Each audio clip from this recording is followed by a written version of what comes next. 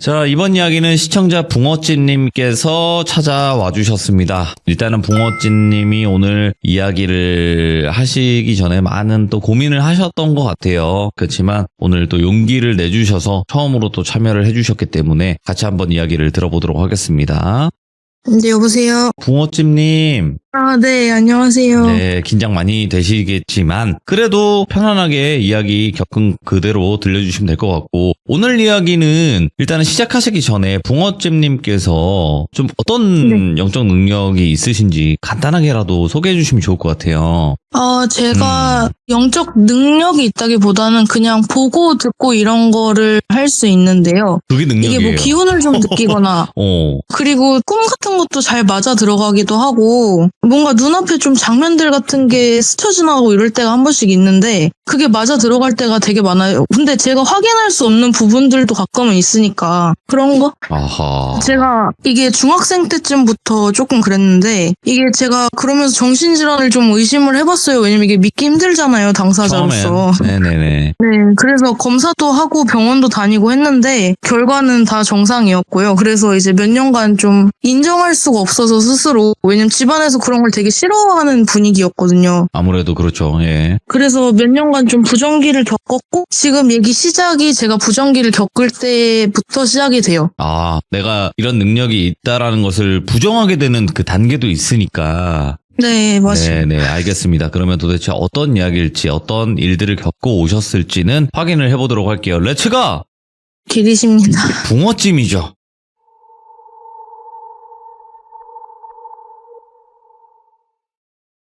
저는 지금은 결혼한 남편이 연애 때 아픈 상태의 새끼 길고양이를 우연히 발견을 했어요. 그래서 상태가 많이 심각해가지고 그 보호소에 보낼까 했는데 결국엔 제가 키우게 됐고요. 제가 집으로 데려와서 치료도 하고 비용도 많이 들었고, 병원에서 말하기에는 한 이틀만 늦었어도 죽었을 거라고 말하더라고요. 그래서 데리고 왔는데, 근데 제가 처음엔 이 고양이를 되게 무서워했어요. 왜냐면 얘를 이제 가을이라고 부를게요. 네, 가을이. 예. 가끔 가을이 얼굴에 어떤 할아버지 분 얼굴이 겹쳐 보일 때도 좀 있었고요. 그리고 다른 사람들이랑 같이 있을 때는 고양이가 되게 활발하고 그냥 진짜 똥꼬발랄한 새끼 고양이 그 자체인데, 저랑만 딱 단둘이 집에 있거나 이러면 좀 애가 행동이 차분해지면서 좀 사람 같기도 하고, 오호. 뭔가 좀 제 눈을 뚫어져라 응시하면서 그러는데, 이게 그 공기도 뭔가 바뀌는 거예요. 좀 무겁고 이렇게 내려앉는 느낌으로.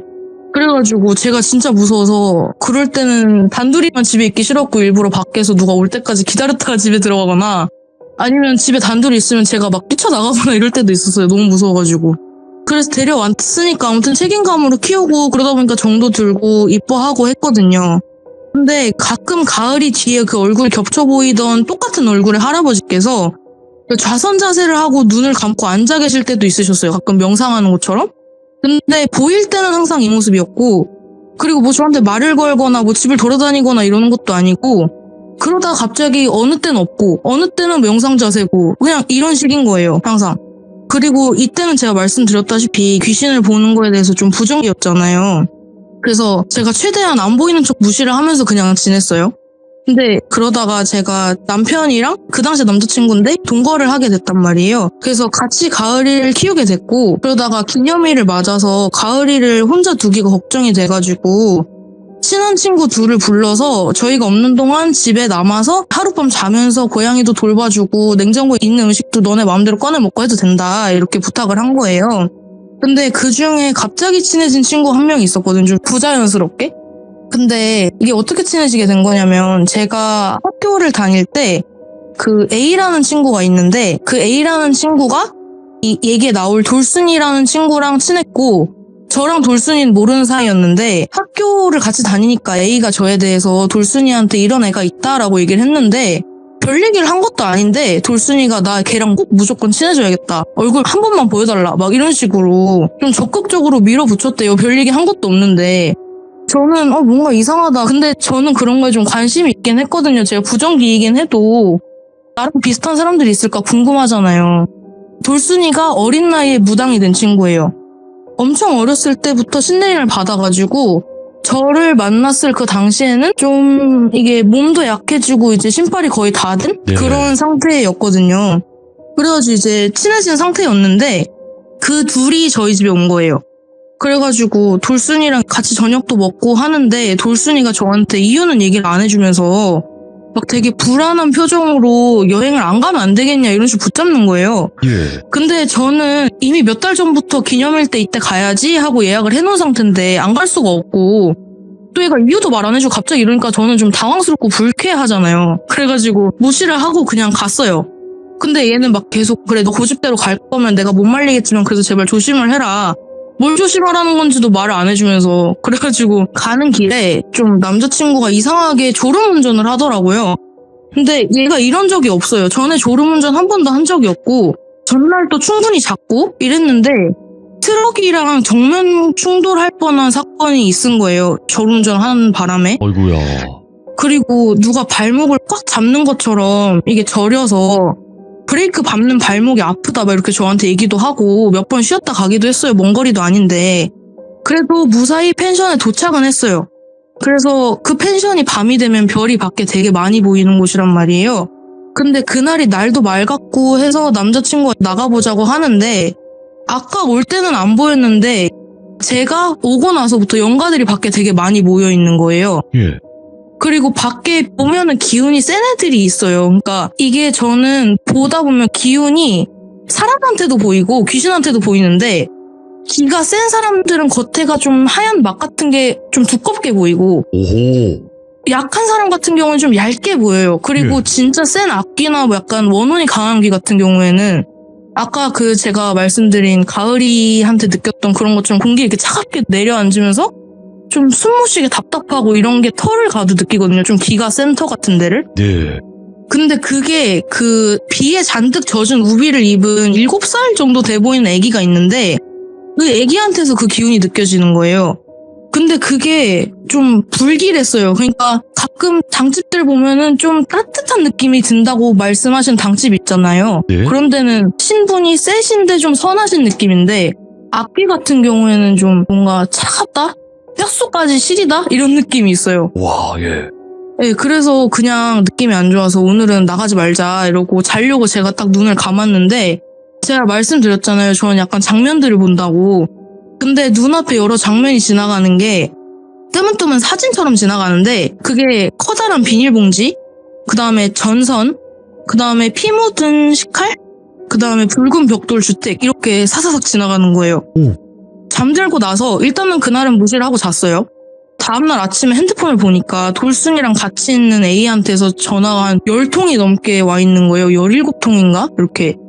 그래서 집에 무슨 일인지 빨리 가봐야 되니까 전화를 몇 번 해봤는데 안 받고 불길해가지고 최대한 빨리 가려고 생각보다 더 일찍 퇴실을 했는데 가는 과정 중에서도 차에 시동이 계속 안 걸렸고 견인차를 불렀더니 갑자기 시동이 걸린다거나 근데 그때 그 차 뒷좌석에 처음 보는 남자 연가가 타있고 저희가 시동을 걸려고 애쓰는 모습을 보면서 비웃는 거예요. 막 낄낄 약간 니네가 한다고 될 것 같냐? 이런 느낌으로 그런 것도 있고 해서 여러모로 불길하죠. 그리고 갑자기 내비게이션이 처음 가는 길을 알려줘갖고 한참 헤매서 돌아가고 뭐 이런 우여곡절이 있었어요. 근데 집에 가서 A한테 무슨 일로 이렇게 전화를 20통씩이냐 했냐 이러고 상호 설명을 들었는데 집이 완전 난장판인 거예요. 완전 막 그릇 깨져 있고 이불 같은 것도 막 내팽겨져 쳐 있고 칼은 막 다 칼집 있잖아요. 거기서 다 빠져가지고 어디 숨겨져 있고 막 이런 거예요. 그래서 이제 얘기를 들었는데 그날 돌순이가 빙의가 됐었는지 약간 여러 명 목소리를 내면서 그 칼을 찾아갖고 스스로 해를 입히려고 한다거나 아니면 막 갑자기 혼자 뭐 벽에 머리를 막 쾅쾅 들이박는데 말릴 수가 없고 힘이 엄청 셌대요.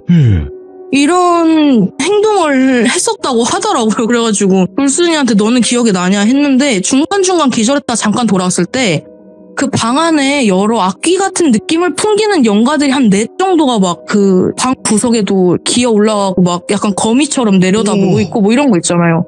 그런 모습이었다는 거예요. 그래가지고 근데 그때 외에는 전혀 기억을 못 한대요. 그래가지고 그 뒤로는 이제 한동안 잔뜩 경계태세를 취하고 돌순이가 알려주는 대로 집에 여러 가지 비방을 해놨어요. 근데 그랬더니 몇 달 동안 아무 일이 없이 잠잠했고요.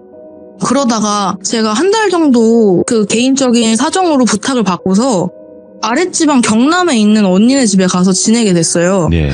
그 아는 언니네 어머니께서는 그 당시 절을 운영하고 계셨는데 꽤 크게 지리산에. 근데 제가 들어가고 한 2주쯤 됐을 때 제가 집에 있었다고 언니가 어머니께 말씀을 안 드렸거든요. 근데 그 어머니께서 언니한테 전화를 해서 너 혹시 자취집에 안 좋은 일 있냐? 혹시 우환이 닥친 거 아니냐? 꿈에서 큰 검은 뱀이 너가 자취하는 집에 들어가려고 했다. 근데 그 검은 털이랑 흰색 털이 섞인 고양이가 그 뱀이랑 싸워서 물리치는데 성공을 했고 뱀이 집 밖으로 쫓겨나가는 꿈을 꿨다 이랬대요. 근데 꿈상으로 약간 혈투를 벌였대요, 고양이랑 뱀이. 예. 근데 제가 그때 가을이를 데려갔거든요, 집에. 근데 그 가을이가 그 무늬예요. 턱시도 무늬. 그리고 말랑 고양이가 맞는 게 얘가 코에 그 인중 있는데 오서방점이 하나 있어요. 근데 그 오서방점이 하나가 있는 고양이가 맞대요. 예. 그래가지고 이제 그렇게 됐다 이런 얘기를 들었고, 그리고 그 집에서는 아무 일 없이 그냥 별탈 없이 잘 지냈어요.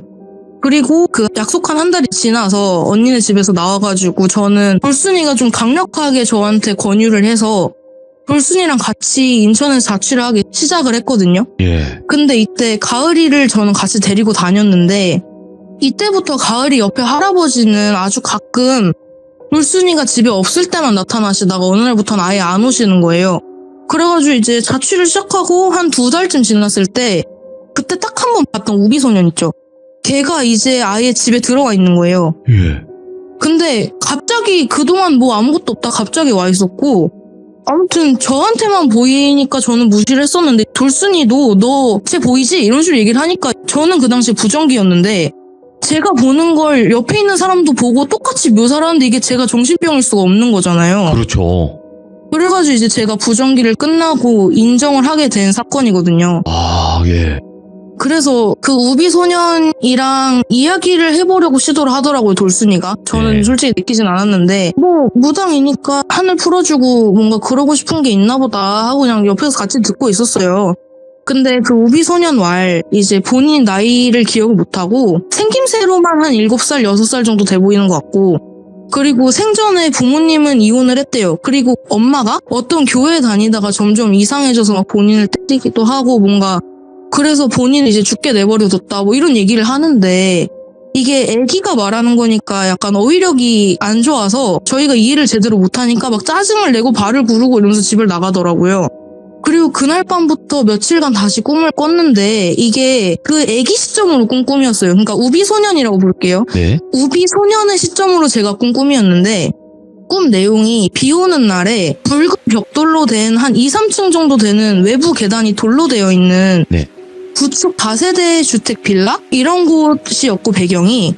근데 2, 3층 정도 될 거라고 유추한 이유는 난간에서 바로 앞에 전봇대 전선이 지나가는 게 보이는 거예요. 약간 낮은 전봇대 같은 경우에는 전선이 2, 3층 난간에 있으면 보이잖아요. 바로 앞에 눈앞에 지나가는 게. 그래서 그 개구리 모자가 달린 파란 우비를 입고 그 밑에서 웅덩이에서 물장구를 치면서 한참 놀고 있었거든요. 근데 그러다가 배가 고파져서 집에 뛰어 들어갔어요. 네. 근데 현관이 잠겨있진 않았고 조금 열려있는 거 있잖아요. 그래서 이제 도어락 소리가 안 나는 그런 상태였는데 집이 딱 들어갔을 때 기역자 구조였고, 이게 바로 앞에 거실이 있고 거실을 통해서 부엌으로 가면 부엌이 반만 보이는 상태인데 그 부엌 식탁 있는 곳에 이렇게 혈흔 웅덩이가 져 있고 거기에 어떤 누워있는 여자 다리만 보이는 상태인 거예요.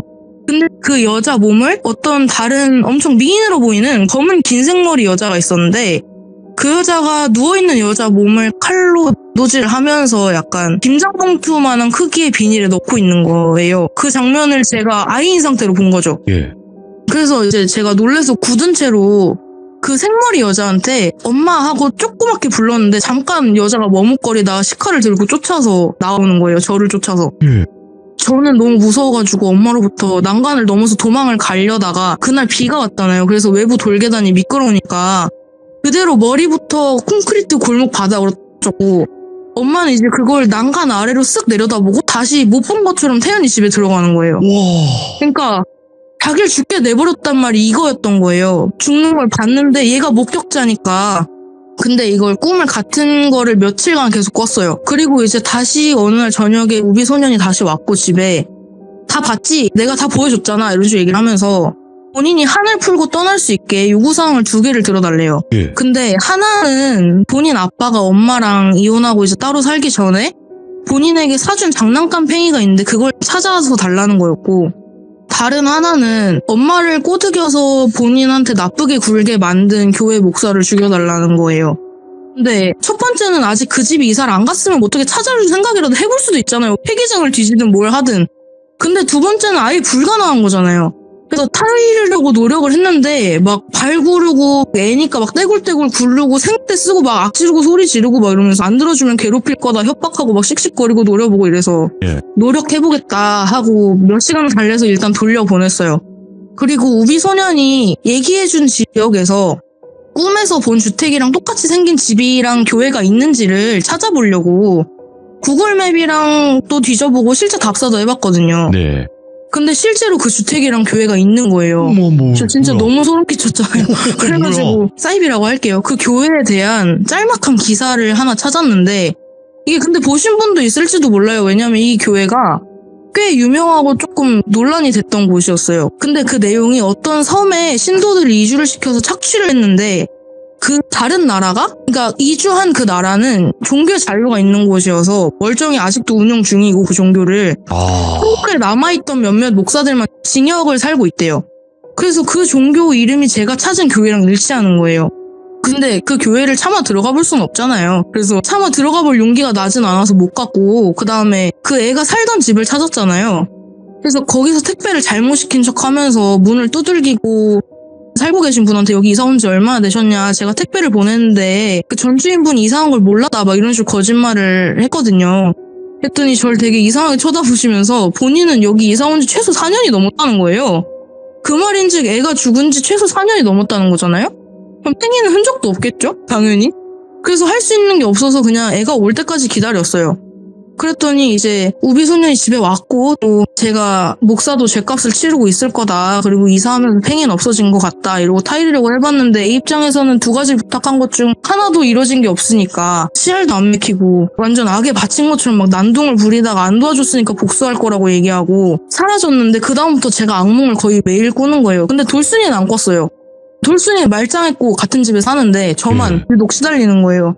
그래서 그 애기가 저한테 왔을 때는 몰골이 정상적이었는데 이게 완전 꿈에서는 악귀 같은 모습으로 바뀌어갖고 저한테 막 달려드는데 제가 사실은 실생활에서 귀신을 보면 겁이 되게 많고 조심성이 많은데 꿈에서는 이렇게 싸워요. 겁도 안 먹고.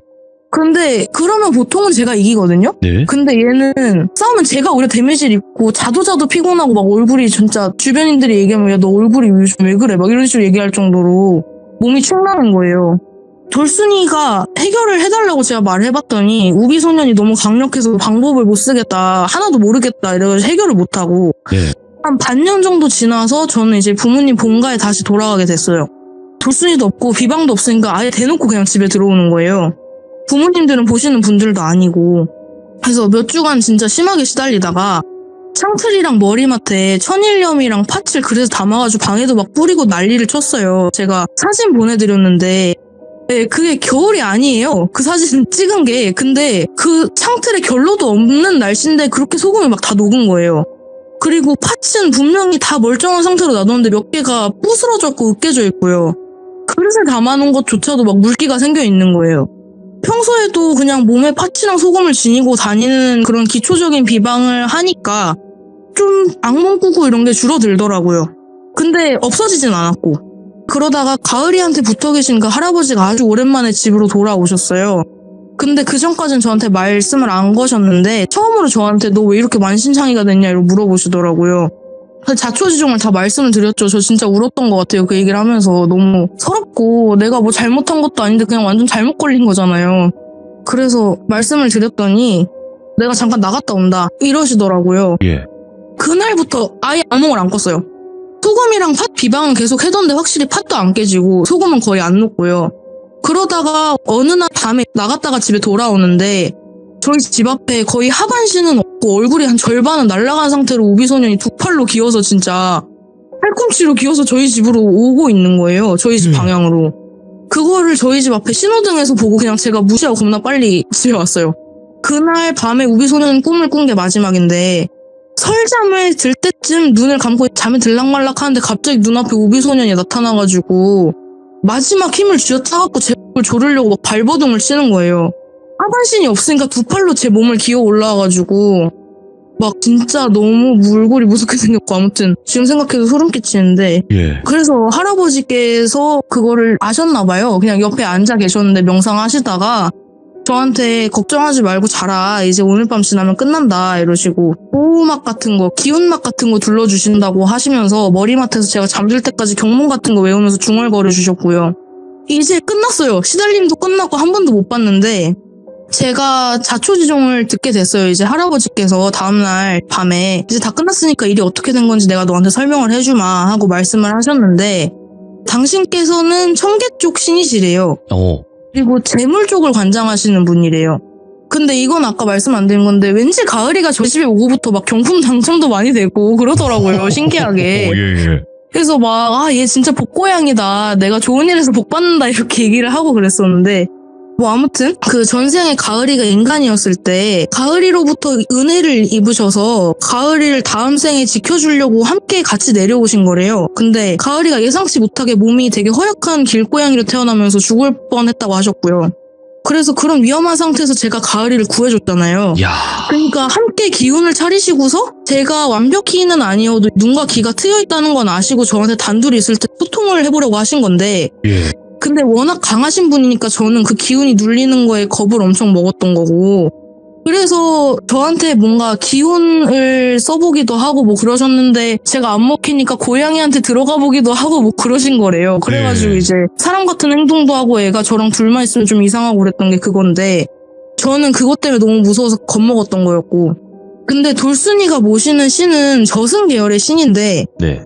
말씀하시기로는 청계랑 저승은 좀 사이가 안 좋은데 그 중에서도 유독 두 분이 안 좋았대요. 그래서 처음부터 돌순이는 이걸 다 계획을 한 거였대요. 그 재물님이라고 부를게요, 할아버지를.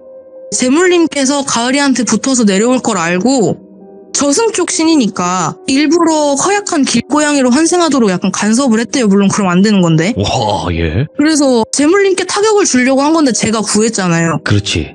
그러니까 이제 그걸 제가 방해했으니까 타겟이 저로 바뀐 거예요. 오호. 그래서 돌순이가 본인의 신이 시키는 대로 저한테 A를 통해서 막 꼭 만나고 싶다, 뭐 별얘기 한 것도 없는데 친해지자 이러면서 되게 갑작스럽고 부자연스럽게 친해진 거였고 그렇게 강한 악기인데 소금이랑 파츠로 악몽 꾸는 걸 막을 수 있는 게 이상했잖아요.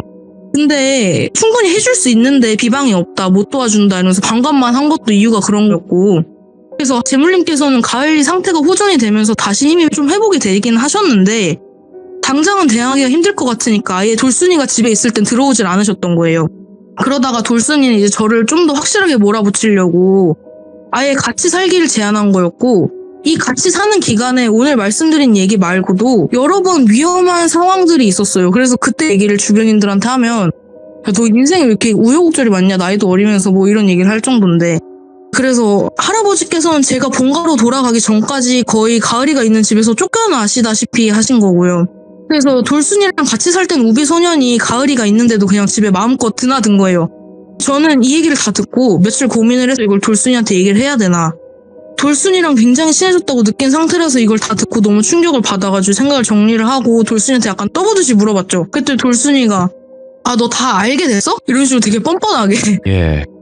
다 알고 있었고 맞아 나 그런 거 맞아 이런 식으로 순순히 인정을 하면서 와. 마치 네가 뭘 할 수 있는데 너는 신도 안 받았잖아 이런 태도로 일관을 하는 거예요. 심지어 그 악귀 들렸다고 한 그 순간 있잖아요. 악귀에 들렸다고 한 그때조차도 네. 얘가 연기를 했던 거예요. 그러니까 실제로 몸이 다치진 않았거든요. 그리고 애초에 신이 아직 떠나질 않았는데 어떻게 빙의가 되겠어요. 말이 안 되는 거지. 네. 그런 것도 다 연기였던 거고 아무튼 이걸 다 완전 꾸민 거죠. 그래서 저는 와 진짜 너무 개고생했고 진짜 너무 힘들었는데 배신감에 진짜 치가 떨리고 같이 살았으니까 엄청 친했다고 생각했는데 막 이래서 모든 연락을 다 끊고 한동안 사람도 너무 못 믿고 힘들었고요. 그러다가 이제 A를 통해서 들은 돌순이 소식은 얼마 전에 모시던 신이 너무 강했는데 어릴 때부터 받고 그러는 바람에 몸이 좀 망가져서 어린 나이인데 시간이 얼마 안 남아서 요양을 하러 간다던 게 마지막이었고요. 그리고 할아버지랑 가을이는 여전히 집에 잘 계세요. 근데 저는 신내림이나 무속공부, 기도 이런 거는 안 하고요. 할아버지께 감사함을 표시하기 위해서 뭐 항상 밥상에 수저 젓가락 한 번씩 더 놓는 걸로 대신하고 있습니다. 네, 일단은 이게 이야기 끝이에요. 붕어찜님 네. 이거 네. 이런 거 얘기하려고 하셨을 때 시들무니까 하시는 거죠? 그렇죠. 이거를 그죠. 어디 가서 말을 못하죠. 믿어줄 사람도 없고. 근데 진짜 일반적으로 저희 시청자분들 중에서 이런저런 정말 이상한 사연, 무서운 사연, 여러 가지 사연들이 많지만 그 중에서도 일반적이지 않은 일들을 겪으시는 분이 나타나신 거네요, 지금. 그런 것 같아요. 여러 가지 일들도 많았고. 네. 뭐 굳이 조금 비교를 해보자면 살짝 느낌상 그 단계를 보자면 뭐 불곰님이나 아니면 뭐 백묵님이나 좀 요런 느낌이거든요. 그런 만나시는 뭐 류라든지 이런 거 보면 야 정말 인연이라는 것도 분명히 있는 것 같고 근데 붕어찌님이 어째야 됐건 부정기 때 정도 때 얘기를 해주신 거잖아요. 네. 그러면 전 항상 물어봐요. 대부분의 이제 참여자분들은 처음에 귀신 본 이야기들 대부분 안 하시더라고. 예. 예, 맨 처음에 제일 처음 본 귀신은 어떤 귀신이었나 궁금하긴 하거든요. 그게 제가 사실 그때부터 눈과 귀가 뜨여 있다고 중학생 때쯤부터라고 말씀을 드리긴 했는데 사실은 뭔가 존재를 느끼거나 이러는 거는 한 5살쯤에도 있었던 것 같아요. 그러니까 그 네. 당시에는 몰랐는데 지금 와서 생각해보면 내가 느꼈던 게 그거였구나. 이 느낌이었구나. 이런 걸 알게 되는 건데 제가 5살 때 이사를 갔던 동네가 원래 조금 잘 사셨는데 부모님께서 살짝 기울면서 제가 이사 간 집이 있어요. 5살 때쯤에. 근데 거기가 제가 돌이켜봤을 때 귀신이 정말 많았던 것 같아요. 오. 왜냐면 거기에서 제가 어렸을 때 저는 기억이 잘 안 나는데 저희 어머니께서는 그런 걸 굉장히 부정을 하시는 편이시거든요. 근데 네. 어머니께서도 이제 안방문을 갑자기 열면은 뭐 할머니가 앉아있다. 뭐 이런 거를 가끔 보실 때도 있고. 오, 예. 저는 그 집에 누가 없어도 항상 보고 있는 듯한 느낌이 들어서 그런 걸 좀 그 집 자체를 되게 무서워했고 좀 거의 정서불안이 올 정도로 그랬는데 그때 제가 딱 처음 본 게 그 초등학교 때니까 그때는 약간 패션의 암흑기였잖아요. 그 초록색 위아래로 약간 줄무늬 되게 촌스러운 추리닝 같은 거 있죠. 네. 그런 거를 입은 바가지 머리 한 대학생같이 보이는 사람이 저희 집에서 제가 숙제를 하고 있는데 옆에 와가지고 이제 제가 숙제하는 걸 이렇게 가만히 들여다보고 있는 거예요. 근데 뭐 발소리도 안 났고 문소리도 안 났고 전 집에 혼자 있었고 이러니까 누구지? 혹시 뭐 친척 오빠가 집에 왔나? 아닌데 이랬는데 그 사람은 그냥 숙제하는 거 지켜보니 가더라고요. 예. 되게 어이없긴 한데 그게 제가 본 첫 번째 귀신이었던 것 같아요. 그냥 뭔가 오빠인가? 누구지 저 사람은? 이렇게 생각을 하셨구나. 처음 본 사람이고 하니까 근데 뭐 그런 사람을 뭐 나중에 가족 모임을 해도 본 적도 없고 예. 그리고 제가 그런 소리를 했었대요. 전 기억이 안 나는데 뭐 엄마께서 그러기를 엄마 여기 사람들이 너무 많아서 나 여기서 공부하기 싫어 뭐 이런 거라던가 아니면은 뭐 안방에 할머니 있다고 했는데 뭐 저기 할머니가 커튼 뒤에 숨어있어 뭐 이런 거 있잖아요. 그런 얘기를 했었대요. 저는 기억이 안 나는데 근데 아까 그 초록 추리닝이 제가 말씀드린 첫 번째 귀신 본 거였던 것 같아요. 그러니까 어릴 때부터 보시긴 했지만 저게 귀신이다 아니다 이렇게 판단하기에는 너무 어렵다. 기억이 잘 안 날 수도 있었고. 예, 맞아요. 야, 근데 그냥 그렇게 귀신을 보고 듣고 느끼시다가 갑자기 기운도 판단이 되고 여러 가지를 다 화경도 보시는 것 같아요. 아까 얘기 들어보니까. 그걸 화경이라고 부르나요? 그렇죠. 몇 장면만 따다닥 보이는 거. 뭐 그런 것 같아요. 제가 그런 용어는 잘 몰라요. 왜냐면 네. 주변에 그 돌순이 말고는 뭐 용어에 대해서 알려줄 사람도 없었고 그래가지고. 근데 원래 그 얘기는 아시죠, 붕어찜님? 귀신이 어떤 거요? 부탁하는 거는 꼭 들어주지 않을 거는 약속하면 안 된다. 그렇죠. 그러니까 이렇게 괴롭히는 거예요. 근데 이거를 겪어봐야 안 도와주지, 다음부터. 저는 그때 너무 황당하고 솔직히 화도 났고요. 이 맡겨놨나? 왜 나한테 이러지? 이런 생각도 들고 그랬죠. 게다가 어린 귀신이잖아요. 어린애잖아요. 그쵸. 그러면 그쵸. 더 심하게, 그러니까 뭐 아니면 도니까. 예. 야, 여러 가지 진짜 아직까지 말씀 안 하신 이야기들이 수두룩하겠네요. 그렇죠. 네, 오늘 제가 딱 여기까지만 여쭤보고 인터뷰할 거예요. 왜냐? 앞으로 여러 가지 에피소드들을 들어야 되니까요. 예, 좋습니다. 네, 붕어잼님 긴장 네. 많이 되셨었지만 막상 해보시니까 별거 없죠? 아, 이래서 계속하는구나 이렇게 느껴지죠? 네, 괜찮네요. 네, 그래서 만약에 떨리시는 분들, 대기하시는 분들 계실 거 아니에요. 그분들께 네. 한 말씀 좀 해주시면 좋을 것 같아요. 처음에는 좀 긴장이 돼도 돌비님께서 잘 리액션도 해주시고 진짜 친구랑 통화하는 것처럼 얘기를 해주셔서 이제 얘기 네. 한 중후반부터는 괜찮으니까 한번 시도를 해보시면 어떨까 싶네요. 네. 아이고, 많은 분들이 이제 그냥 상상만 하시면 긴장을 하시는데 너무나 또 잘 해주셨어요. 붕어찌님께서. 처음이라 이제 뭐 내가 무슨 얘기를 했지 이렇게 생각이 드실 수도 있겠지만 앞으로 네. 해주실 이야기들은 에피소드들을 이렇게 한번 나누어서 쭉 한번 들어보면 좋겠다 이런 생각이 듭니다. 아유, 너무 고생 많으셨어요. 예, 감사합니다. 네, 감사합니다. 오늘 해주신 이야기에서 그냥 불쌍한 길고양이를 도와줬는데 이런 일에 어찌 보면 끼어들게 된 거잖아요. 그 과거의 전생부터 해서 여러 가지 그런 얽히고 설킨 그 과정 속에 붕어찌님이 끼어들게 된 거예요. 그래서 그 누군가를 돕는다는 거 이거는 굉장히 심사숙고해야 되는 부분도 없지 않아 있다고 생각을 해요. 남의 삶에 끼어드는 순간 어찌 될지는 모르는 거니까. 그렇지만 그래도 붕어찌님께서는 보호를 받는 그런 결과로 마무리가 돼서 천만다행이었던 것 같고 보통 일을 겪으신 분이 아닙니다. 담담하게 이야기를 쭉 긴장 상태에서 푸시긴 했지만 보통 분이 아니에요. 그래서 혹시라도 내 이야기가 너무 허무맹랑하다, 뭐 공상과학 영화냐 이렇게 생각할 수도 있어서 난 안 하겠다 하시는 분들도 용기 내시길 다시 한번 부탁드립니다. 감사합니다.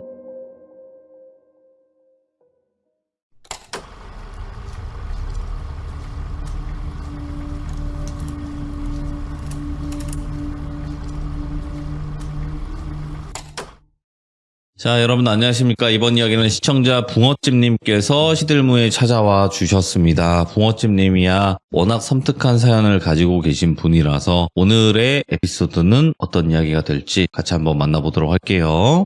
안녕하세요. 붕어찜님, 예. 굉장히 오랜만에 뵙는 듯한 그런 느낌입니다. 네, 잘 들리시죠? 네, 잘 들립니다. 네. 어디 아프시거나 그러진 않으시죠? 예, 괜찮아요. 네, 아이고, 오늘 붕어찜님께서 이렇게 또 찾아와 주셔서 다시 한번 감사드리고, 아직 그 시청자분들 중에서 붕어찜님이 어떤 그 스타일이다, 이걸 모르시는 분들이 계실 것 같아요. 예. 네, 그거에 대해서 간단하게만 소개해 주시고 이야기 한번 들어가 보는 게 어떨까 생각이 듭니다. 저는 태어날 때부터 귀신을 보던 건 아니었는데 중학생 때쯤부터 눈이 열리게 돼서 그 이후로는 좀 종종 보다가 최근에는 거의 완전히 보는 정도에 이르렀는데 네. 약간 어딜 가거나 이러면 그 장소의 기운 같은 게 좀 느껴진다거나 아니면은 좀 냄새? 이런 것도 느낄 수가 있고요. 뭐 그런 겁니다.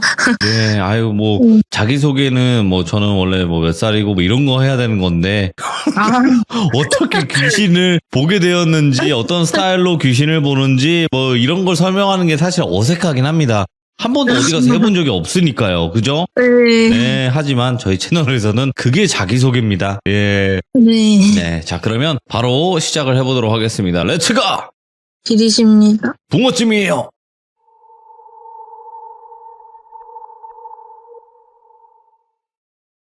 이것도 저승 계열 신을 모시던 그 돌순이에 관련된 이야기인데요.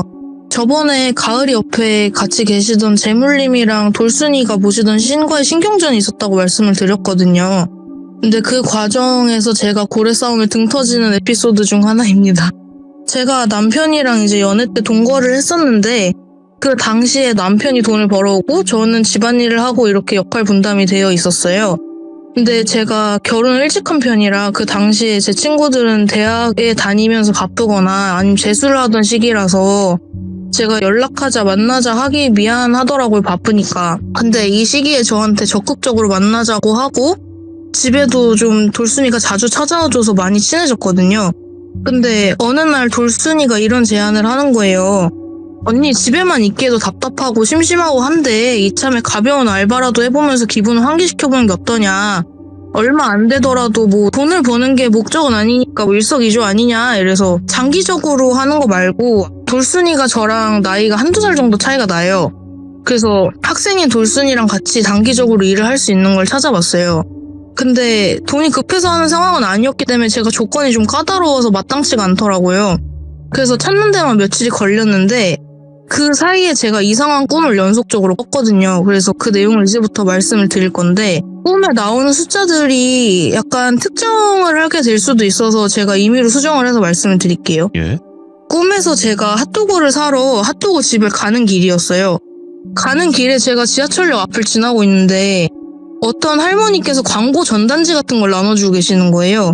근데 저는 평소에 그런 거 잘 받아들이거든요. 그래서 꿈에서도 아무 생각 없이 한 장 받고 지나치려고 하는데 할머니께서 제 손을 이렇게 갑자기 쥐고 되게 인자하신 표정으로 여기 꼭 가봐라. 여기 진짜 좋다. 여기가 뭐 물도 좋고 피부가 좋아지고 어쩌고 이러면서 홍보를 하시는 거예요.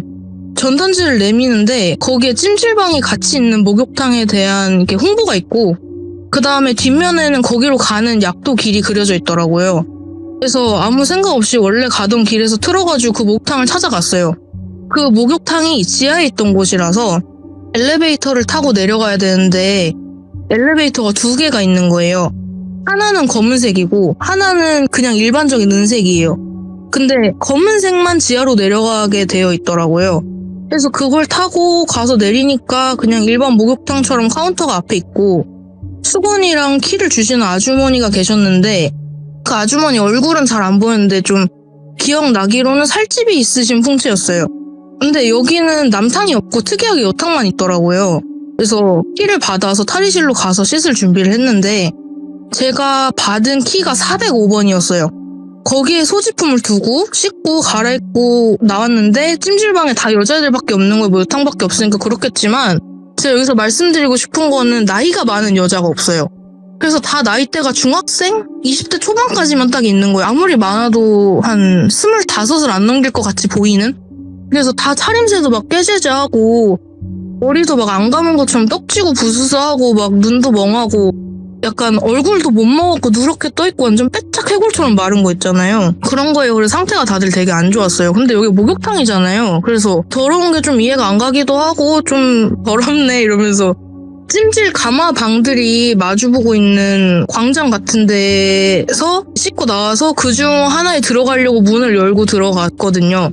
근데 거기에 그 가마 안에 제단 같은 게 차려져 있는 거예요. 뭐야, 예. 근데 여자애들이 거기에다가 막 절을 하는데 보통은 거기에 제사 음식 전 이런 거 나물 이런 거 올리잖아요. 근데 그게 제상에 올라가 있는 게 음식이 아니라 본인들의 부위 이런 거를 잘라서 올려놓은 거예요. 예. 그러니까 뭐 본인들 손가락이나 뭐 이런 거를 올려놓고 거기 절을 하는데 그게 딱 보고 무섭다는 생각도 들긴 했는데 이게 뭔가 옳지 못한 거에 얽매여 있는 느낌? 그러니까 정상적인 거라면 이렇게 재단에 본인 몸을 바치라고 할 리가 없잖아요. 그래서 그 생각이 들어서 좀 불쌍한 것 같더라고요. 근데 그 장면을 보고 있었는데 절하던 애 중 몇 명이 막 이제 코랑 귀 한쪽 눈이 없는 애도 있고 뭐 그런 애들이 와가지고 이제 쩔뚝이면서 저한테 같이 절을 하고 여기에 너도 이렇게 뭔가를 바쳐라 이런 식으로 권유를 하는 거예요. 좀 강요처럼. 그래서 그걸 듣고 이제 여기서 도망가야겠다 생각이 들어서 소지품도 안 챙기고 그냥 왔던 엘리베이터 쪽으로 다시 달려나갔거든요. 그랬더니 그 검은 엘리베이터가 없어져 있는 거예요.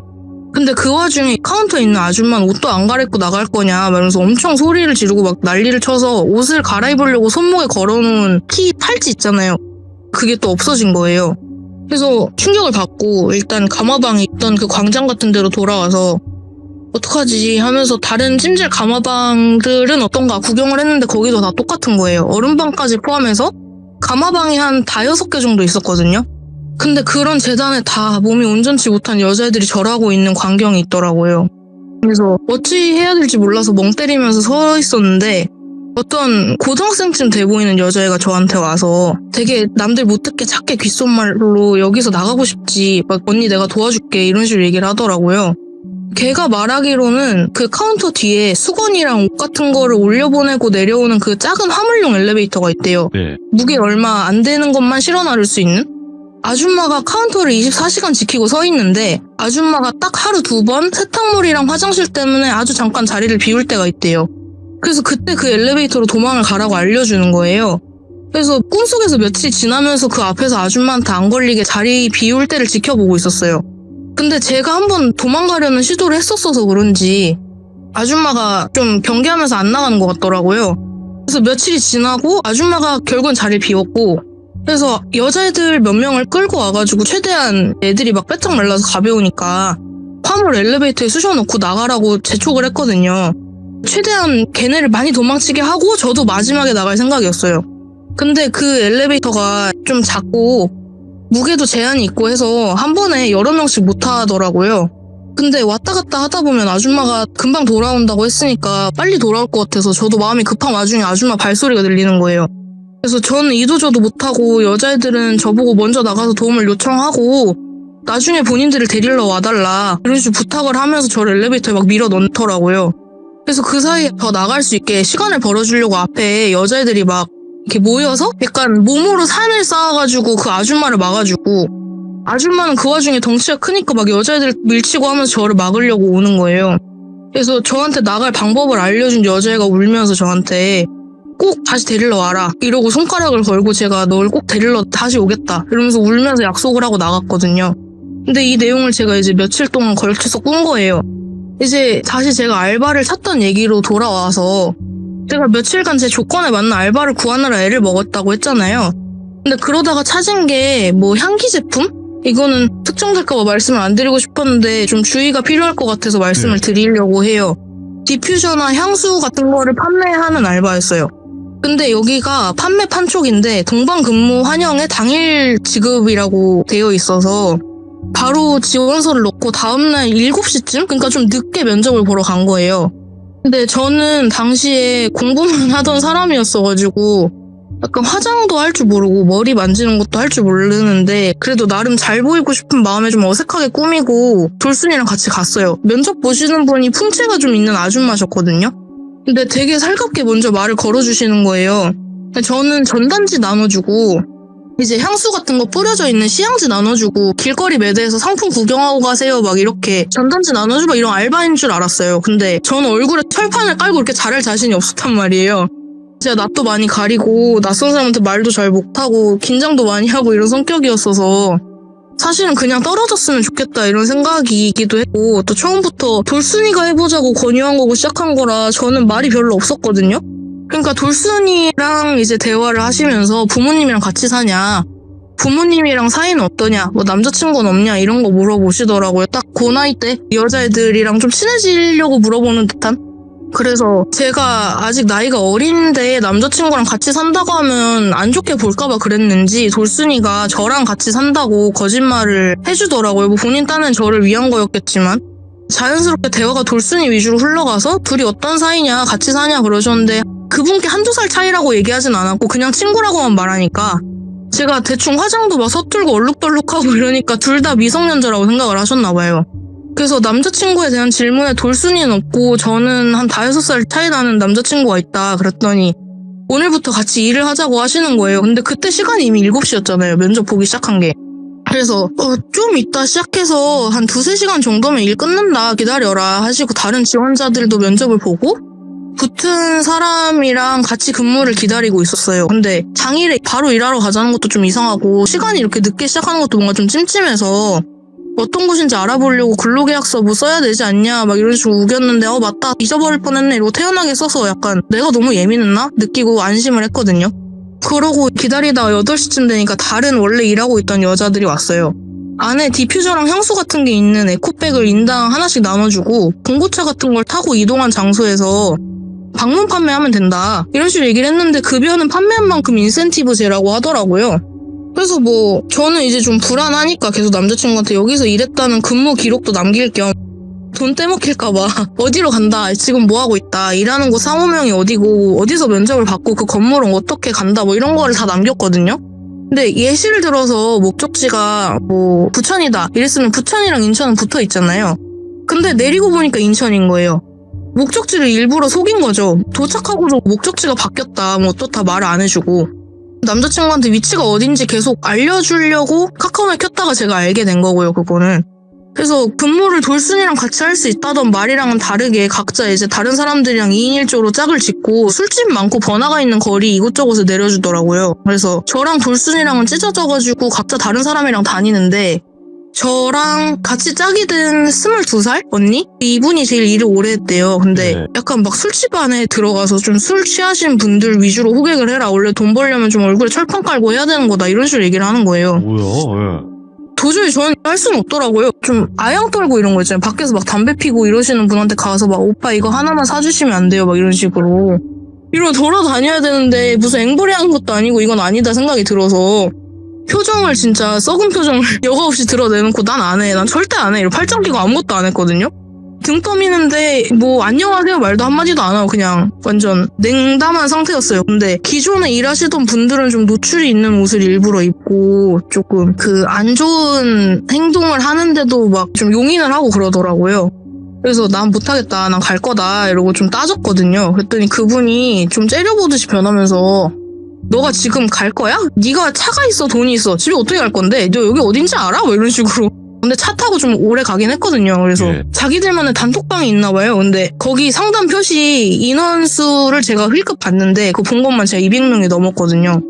그래서 거기 급하게 뭐라고 보내는데 핸드폰 화면을 제가 못 보게 숨기면서 문자를 보내더라고요. 그래서 남자친구한테 전화해서 내가 상황 설명할 거고 차 타고 데리러 오기로 했다, 나 집에 보내달라 막 이러고 난리를 쳤죠.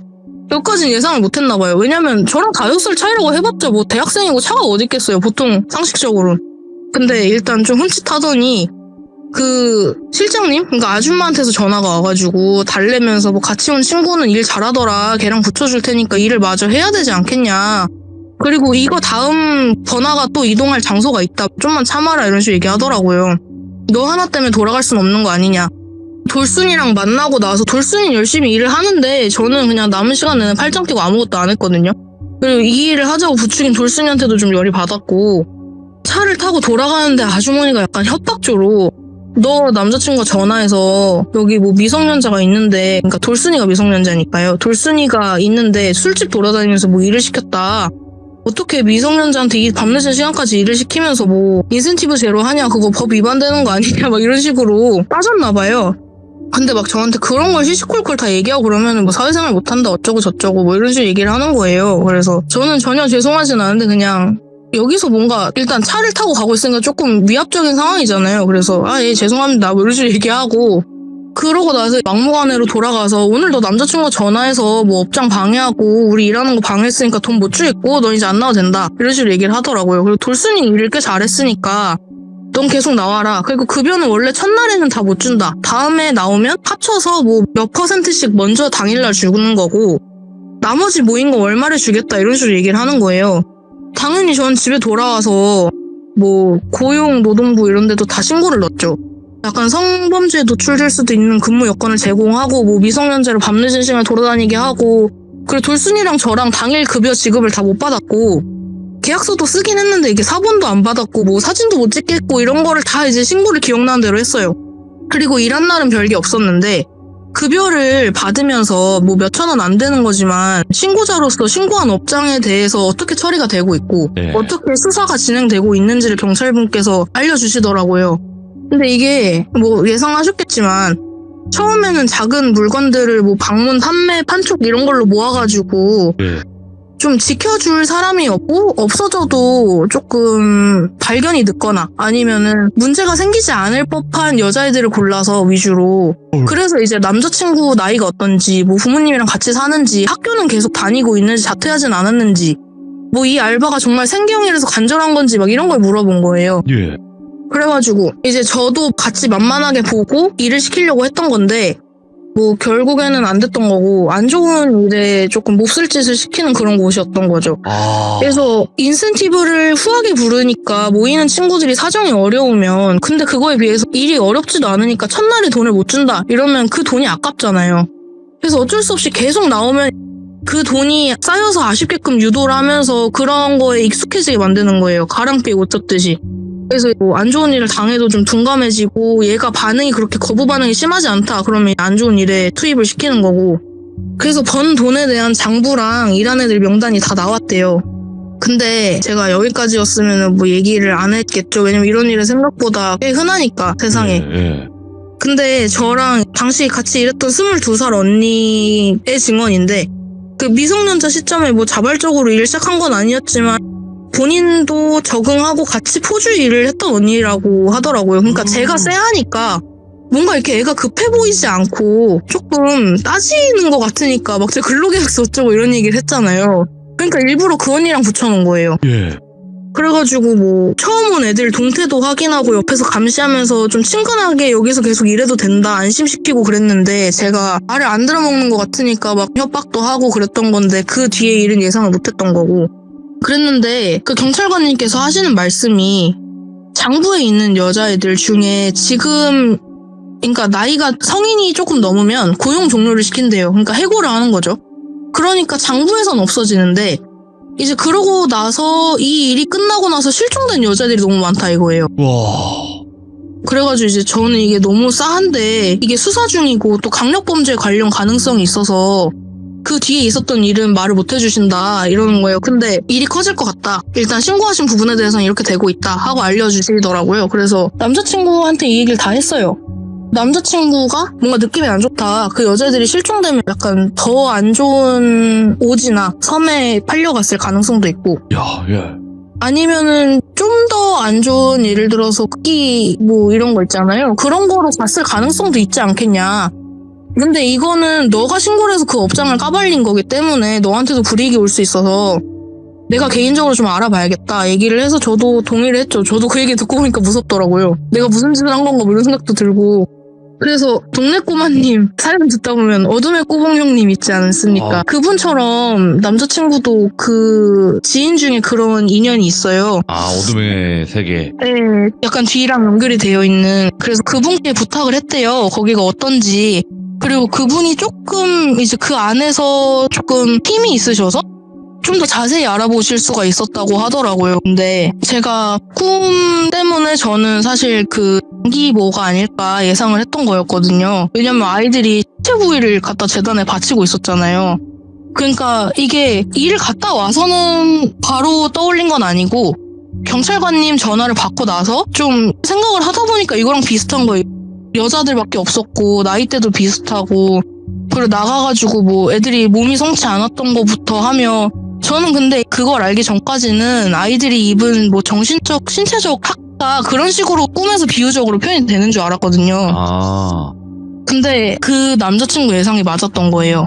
그래가지고 이제 조금 당분간 너도 조심을 해야 될 것 같다. 그쪽으로 이렇게 하는 게 맞는 것 같더라. 그리고 그런 루트가 이제 뭐 중국인이나 조선족 쪽으로 해서 있대요. 그러니까 없어져도 모를 만한 사람들만 타깃을 했기 때문에 제가 신고하기 전까지 알려지지 않은 거예요. 와 무섭다 이거. 근데 제가 그때 그 가마방이 다 6개 정도 있다고 했잖아요. 근데 진짜 소름 끼치는 거는 전국의 지부가 그 정도 숫자가 있대요. 경찰관님께 들은 바로는. 그러니까 뭐 위치 예시를 들면 강남 아니면 뭐 인천 뭐 이런 거 있잖아요. 그렇게 다 합쳐가지고 숫자가 다 6개 정도 되고 그리고 그 숫자 제가 라커키 받은 게 405라고 말씀을 드렸잖아요. 근데 제가 면접 보러 간 그 장소가 약간 오피스텔 같은 건데 거기 보면 이렇게 호실 숫자들이 매겨져 있잖아요. 엘리베이터 옆에 판에. 거기 면접 본 장소가 405인 거예요. 그리고 이제 뭐 아주머니 풍채도 비슷하고 뭐 이런 게 맞아 떨어져가지고 전 굉장히 소름이 끼쳤죠. 근데 결론적으로 아이들한테 다시 데리러 가겠다는 약속은 지킨 거라고 봐야 될까요? 신고를 함으로써 원래 있던 아이들은 풀려났겠지만 희생된 아이들은 제가 구할 수가 없었기 때문에 마음이 아팠다 이런 내용이었습니다. 너무 충격적인데 이거. 예, 그렇더라고요. 저도. 진짜 악마보다 더한 사람들이 많아요. 정말 이 세상에. 그러니까 미성년자 시절에는 그렇게 일을 시키고 나이를 먹어서 상승가치가 떨어진다 이러면은 그런 식으로. 상상도 못하겠다 진짜. 그래서 세상의 무서움을 좀 알게 되는 계기가 됐죠. 그러면 어쨌든 지금 첫 번째 이야기는 이렇게 되었는데 또 두 번째 이야기도 있다고 하셨어요. 네, 좀 짧은 거긴 한데 제가 귀신을 냄새로도 느끼고 또 눈을 보이기도 하고 소리도 들리고 대화도 가능하다고 말씀을 드렸잖아요. 뭐 대화가 가능하게 된 건 나중이지만 냄새나 뭐 보이게 된 거는 조금 간간히 초반에도 보이고 느끼고 했었거든요. 그래서 제가 남자친구랑 같이 동거할 때 일인데 그 당시에 제가 남자친구랑 처음에 같이 살기 시작한 곳이 그렇게 크지 않은 원룸이었어요. 그래서 거기서 같이 사는데 아무래도 원룸은 조금 경제 사정이 뭐 여유롭지 않거나 아니면 학생들이나 뭐 이런 분들이 많이 계시잖아요. 그래서 조금 치안 문제도 걱정이 되고 있던 지역도 좀 그랬고 해서 거기에서 이제 사는 게 마냥 유쾌하진 않았는데 거기 살 때 벌어진 일인데 거기에 저희가 4층에 살았고 2층에 그 싱글맘이 한 분 계셨어요. 그런데 제가 왜 싱글맘이라는 걸 알았냐면 그분이 나오진 않으세요, 바깥으로. 그런데 배송시키는 물건이 그분 계단 바로 앞이 집이어가지고 물건을 앞에 쌓아두면 그게 보이거든요. 뭐 보려고 보는 건 아닌데 물건들이 부피가 크니까 지나가려고 좀 이렇게 밀어놓으면서 보면은 뭐 아기 분유나 젖병이나 뭐 기저귀 이런 게 많이 와 있는 거예요. 그리고 네. 거기에 방음이 잘 안 되는데 완전 쩌렁쩌렁하게 애기 울음소리가 막 울리는 거예요. 진짜 약간 초반에는 좀 힘들다 싶을 정도로. 그래서 저기는 방음도 안 되고 진짜 좀 힘들다 이런 생각을 하고 있었는데 어느 날부터 갑자기 아기 울음소리가 안 들리는 거예요. 그래서 저는 이사를 나가신 줄 알았죠.